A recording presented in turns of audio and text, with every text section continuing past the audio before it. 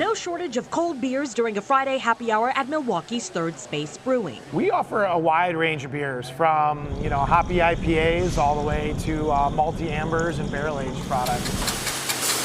But after almost a decade specializing in craft beer, co-founder Andy Gell says the brewery tried something new. We launched our hemp-derived THC beverages about a year and a half ago now, and they've been just blowing up for us. Headspace is one of many THC drinks on the market. They're made with tetrahydrocannabinol, the psychoactive compound found in marijuana.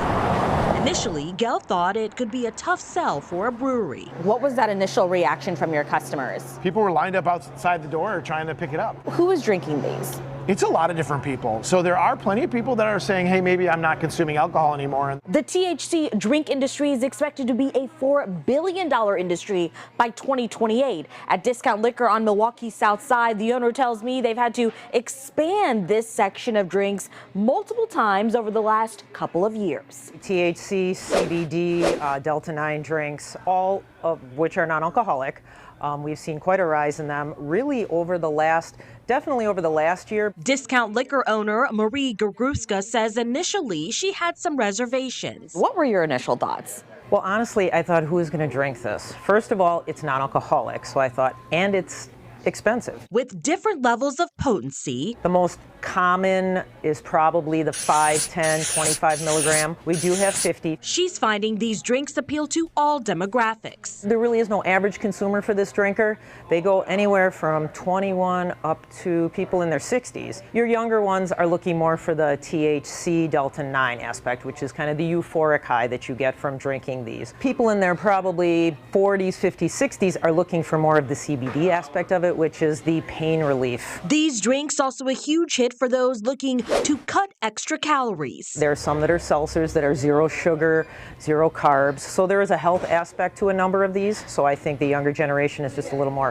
health conscious and they watch their calories a little closer. The popularity of THC drinks comes as Americans' views of alcohol changes. A 2024 Gallup poll shows 45% of Americans think drinking 1 or 2 drinks a day is bad for your health. A lot of people are experimenting with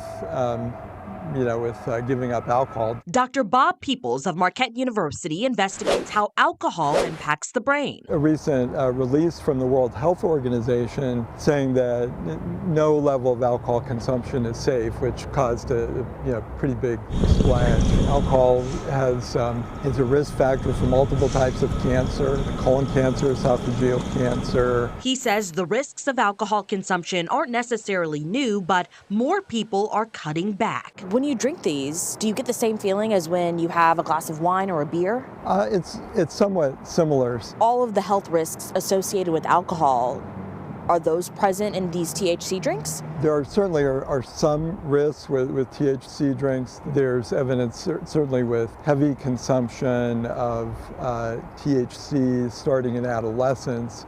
There's a lifetime decrease in IQ. In the short term, you would see, with heavier doses, I suppose, you would see effects on judgment, cognition, memory, coordination.